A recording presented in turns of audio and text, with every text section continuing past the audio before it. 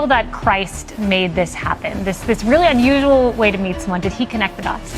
100%, because I know this is like the least likely thing that I would ever do, and same for him, but it just felt like God breathed the whole time, you know, it just felt right. And I literally got down on my knees and prayed before I even had my interview for this, and was like, if this is meant to be, let it be. If at any point it doesn't follow through, then like I knew I wasn't going to find my person there. So yeah, he was very present from the jump. Welcome back, guys, to the King Josiah TV podcast, where the show is created to educate, promote, and influence the kingdom of Jesus Christ in this world. I'm your host, Josiah. And before we get started, I need you to do me a huge favor. If you're listening on YouTube, I need you to go ahead and right now smash the subscribe button right below. If you're listening audibly on Apple Podcasts or Spotify, go and give me that follow button. But all right, guys, let's go and jump into today's show. Already flexing my God and all of his authority. Practice was preaching purity, priority. Can't conform to it, even his maturity. Choose to go that way, God has been restoring me. They grilling the boy, cause I won't let them George forming me. Try to put me in a box, I got off the ropes, I won't let them corner me. God has been warning me, tell his people ain't no room for lukewarming me. Order me, Lord, it be your will, it never was mine. Like Amazon Prime, his turnaround time around prayer. All right. So Love is Blind contestants recently came and they got on Fox News, which people started getting irritated about them and mad. But they got on Fox News, not for political reasons, but to speak about Christ. But they got a lot of backlash. So I want to play initially their clip and then them speaking about why they decided to get on there. But, you know, the Democratic people that like to flip out got pissed. And I actually watched this series with my wife. My wife likes Love is Blind. I ain't gonna lie, I enjoy it too. I'll be watching Love is Blind. It ain't bad.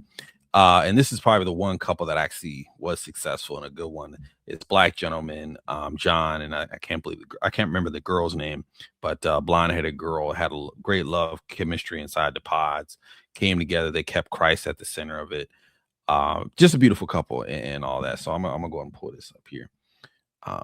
Just a moment here. Meet someone. Did he connect the dots? Do you feel that Christ made this happen? This really unusual way to meet someone. Did he connect the dots? 100%, because I know. Let's pause right here because this is important. We talk a lot about on this platform about calling, purpose, building for the kingdom. But let's talk about something real this time. If God were to call you home today, would you actually be covered? Or would your family be left with just picking up the pieces? See, stewardship isn't just about being spiritual. It's about being practical. It's about how you lead. It's about how you prepare. It's about how you protect the family that God entrusted you with. Life insurance isn't just about money. This is about legacy. This is about security. This is about your family security, your children being taken care of. Your assignment doesn't just have to die with you. This is real leadership. So if you've been putting this off or you're not sure where to start, I want to help you with that. Hit the link below and book a call and let's get you covered the right way. Because let me tell you something, kingdom men and women, we don't just pray, we prepare. No, this is like the least likely thing that I would ever do, and same for him, but it just felt like God breathed the whole time, you know, it just felt right. And I literally got down on my knees and prayed before I even had my interview for this, and was like, if this is meant to be, let it be. If at any point it doesn't follow through, then like I knew I wasn't going to find my person there. So yeah, he was very present from the jump. Yeah. You feel that. And her name is Christine. I think that's the girl's name, Christine and John. You see how everybody, dude, these people in the comments are going crazy. Being featured on a television network that peddles evangelical or evangelistic Christianity to justify harm across the globe was a choice. And they're like bashing them. These Democrats are going crazy, definitely pushing MAGA agenda. The fact that he's also a professor or public policy really upsets my spirit. Like, people get so irritated when anybody does anything that's against the Democratic Party, they lose their brains. The fact that he's with them was the next comment. Now see, when I was talking about this NIGGA and his desire to be near whiteness, I was told I was being a racist and projecting you are. His mother was pointing out in a subtle way his unsettling alliance with to religion. Now I'm concerned about what type of public policies he's teaching in his classroom. This has nothing to do with this. Like, people are losing it because they decided to get on here and speak about their faith. So I'm going to show you guys, there's another clip here I'm going to bring up here. I'm going to pull up a page from his Instagram for you guys. Give me just a moment here. Because on his Instagram, he actually talked about this because people were coming at them left and right. And to me, it's like, dude, they went on there to talk about their faith. They went on there to express themselves, not to make some type of political alliance on which side. And people, I don't understand that. I don't understand for the life of me how people lose their brains over somebody simply, even if they do align with another party or are saying anything pertaining to another party. Oh, they cut you off. You know what I mean? It just doesn't make sense. But we're gonna let him talk. I'm gonna stop rambling. And I think if you divorce that from understanding my faith or my belief, then you won't get it, right? The first primary layer to me is that I'm a man of God. I'm a man of faith. It is the core of everything about me.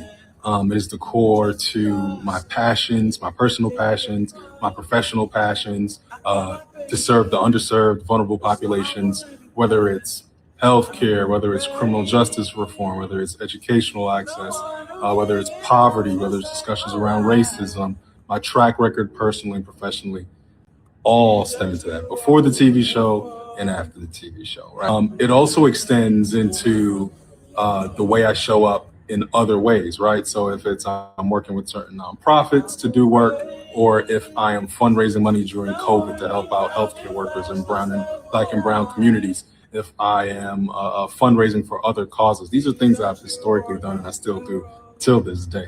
I want to lay that out so you at least can understand that layer of me and how that comes from my understanding of God's love, right? That's the core of all of these elements. Even how I showed up on TV, right? Where I'm communicating with Christine, my now wife, and my calmness, 9 times out of 10, calmness, like that ain't, I don't believe it's from me. I believe it's from the big man above, right? It is. So I want you to understand that's the first layer of who I am. Let's talk about politics, right? Since that's also at the intersection of this broader discussion, right? So in the last... What are you about to say here? I don't 100% agree with him, but prior to Kamala Harris, I voted for Joe Biden. If you want more of an inside scoop, I actually voted for Bernie Sanders and he lost to Biden somehow, right? The question then becomes, like the serious question becomes, how does a Black man who votes Democrat end up on Fox News? Why do you have to separate? And I think if you divorce that from understanding my faith or my belief, then you won't get it, right? So I want to share that to you, that when we were invited, Christine and I were invited to go on Fox News, it was essentially a decision we prayed over, similar to all the press requests we've gotten in the past. I don't think we've denied a major press request, and we've prayed over all those decisions in our day-to-day. And what came from that conversation was, it's bigger than me, it's bigger than you, it's bigger than us, it's bigger than the pods, it's bigger than the platforms, for us to show and talk about God's love and how it showed up in our marriage, how it found us in the pods. And even if it was a viewership of folks who are right-leaning, God still comes above all of those political affiliations, at least in my personal view and Christine's personal view. Brother. You're right. So I think that's kind of where a lot of the conversation happening becomes perplexing for some people, because we'll just never see eye to eye on that, right? And that's sad. You know what I'm saying? Like that they can't get on there. And I don't really care what party they're involved with. There's some other pictures of them, if you guys that may not be familiar with Love is Blind, some other pictures of him and her. I think this is after. I wonder if he has any pictures of them during the Love is Blind thing. But y'all know I'm going to bring this back to stuff scripturally on here. Just to talk about that. That's, I think, when they got married. That was him on the show when they got married. I wonder if he got some pictures of the actual show that I can show y'all.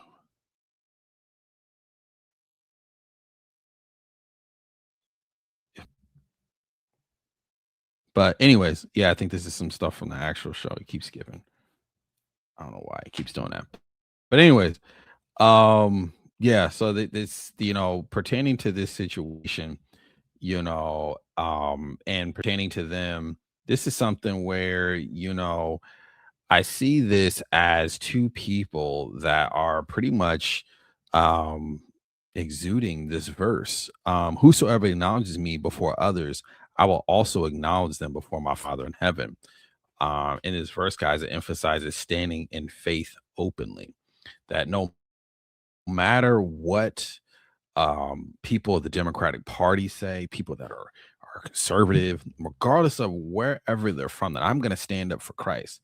If I get an opportunity to share Christ with the world, if I get an opportunity to stand up and show my faith to the world, I'm going to do it. I don't care what anybody says. I don't care what anybody sees, and that's something that I can commend. And I just think it's gross that these other people, that as soon as somebody remotely is on the other side, that's demonic to me. You lose your mind, So I want to read one last verse from Matthew 6:24.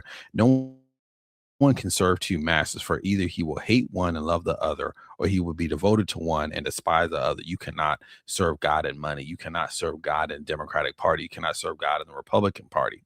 You've got to be on God's side or no side. So, guys, we are going to go ahead and end the episode here today. This is EP number 46 of the King Josiah TV podcast. Thanks, you guys, again for joining me.